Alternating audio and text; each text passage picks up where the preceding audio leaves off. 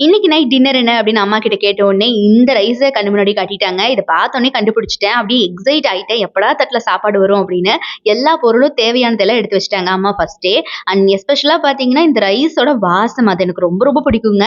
உரல்ல இந்த மாதிரி சீரகம், சோம்பு அது போக பூண்டு எல்லாத்தையும் போட்டு தட்டும்போதே ஒரு வாசம் வரும் பாருங்க. ச்சே! அப்படி இருக்கும். இந்த உரல வந்து அம்மா தேடி தேடி பார்த்து பார்த்து வாங்குனாங்க. பிகாஸ் எனக்கு ஆட்டுக்கல், அம்மிக்கல் உரல்லலாம் வந்து இடிச்சு சாப்பாடு செய்றது அவ்ளோ பிடிக்கும். அதே மாதிரி அதுல ஒரு கைப்பக்குவம் தனியா அதுல ஒட்டிட்டு வரும் அப்படிங்கிறது என்னோட பெர்செப்ஷன்.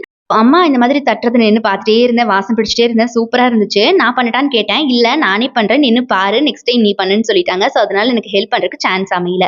இந்த மாதிரி கடுகு நல்லா பொரிஞ்சதும், சின்ன வெங்காயம், பச்சை மிளகா, வரமிளகா அண்ட் உங்க காரத்துக்கு ஏத்த மாதிரி போட்டுக்கோங்க. கருவேப்பிலை இது எல்லாம் போட்டுட்டு அம்மா வந்து அத நல்லா இந்த மாதிரி வறுக்க ஆரம்பிச்சுட்டாங்க. பிகாஸ் வந்து அந்த பச்சை வாசம் போகணும் அப்படின்னு சொல்லி நல்லா ஆவி பறந்துச்சுங்க. அதுக்கப்புறம் நம்ம இடிச்சு வச்சிருக்கிற பூண்டு, சோம்பு, சீரகம் இது எல்லாத்தையும் எடுத்து உள்ள போட்டு அதையும் நல்லா இந்த மாதிரி கிளற ஆரம்பிச்சுட்டாங்க.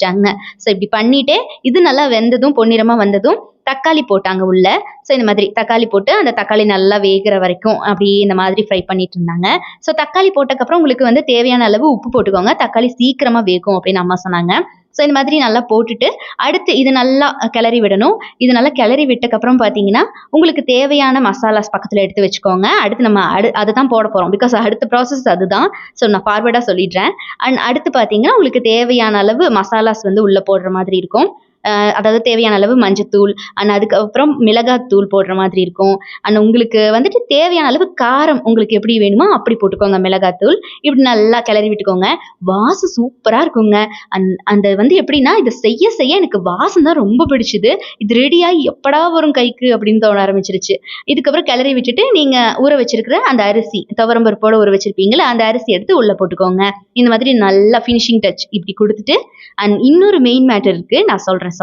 ஸோ இந்த மாதிரி உங்களுக்கு தேவையான அளவு தண்ணி உங்களோட அரிசிக்கு ஏத்த மாதிரி பதத்துக்கு ஏத்த மாதிரி நீங்க வந்து தண்ணி ஊத்திக்கோங்க. பிகாஸ் அம்மா கிட்ட கேட்டேன் எவ்வளோலாம் ஊத்தணும்னு. இல்லடா நம்ம வந்து இந்த மாதிரி அரிசி எடுத்திருக்கோம் இல்லையா அவங்க எப்படி அரிசி எடுப்பாங்கன்னு நமக்கு தெரியாது. ஸோ அவங்க இஷ்டம் அப்படின்னு சொல்லிட்டாங்க. ஸோ அதுக்கப்புறம் இதுதான் நான் சொன்ன ஃபினிஷிங் டச். நல்லா இருக்குல்ல பார்க்க அண்ட் ஸ்மெல்லும் நல்லா இருந்துச்சு. ஸோ இந்த மாதிரி கொத்தமல்லி தூவி நீங்க வந்து ஃபினிஷிங் டச் கொடுத்துடலாம். அண்ட் விசில் போட்டு எப்படா இறங்கும்னு வெயிட் பண்ணலாம். அண்ட் இறங்கி அதை கிளறும் போது ஒரு ஸ்மெல் வரும் பாருங்க. செம்மையா இருக்குங்க. மொட்டு மொட்டா சின்ன வெங்காயம் நல்லா செவன்னு வெந்து போன தக்காளி அந்த கருகாப்புல் கொத்தமல்லி வாசத்தோட அந்த பருப்பு ஃப்ளேவரோட அந்த அரிசி பருப்பு சாப்பாடை எடுத்து சாப்பிடும்போது சும்மா சூப்பரா இருக்குங்க. சொர்க்கமே இங்கதான் அப்படின்னு தோணும். ஸோ இந்த அரிசியும் பருப்பு நம்மளோட ஃபேவரட் அரிசியும் பருப்பு சாப்பாட்டுக்கு அதிகமா எந்த சைட் டிஷ்ஷும் தேவைப்படாது.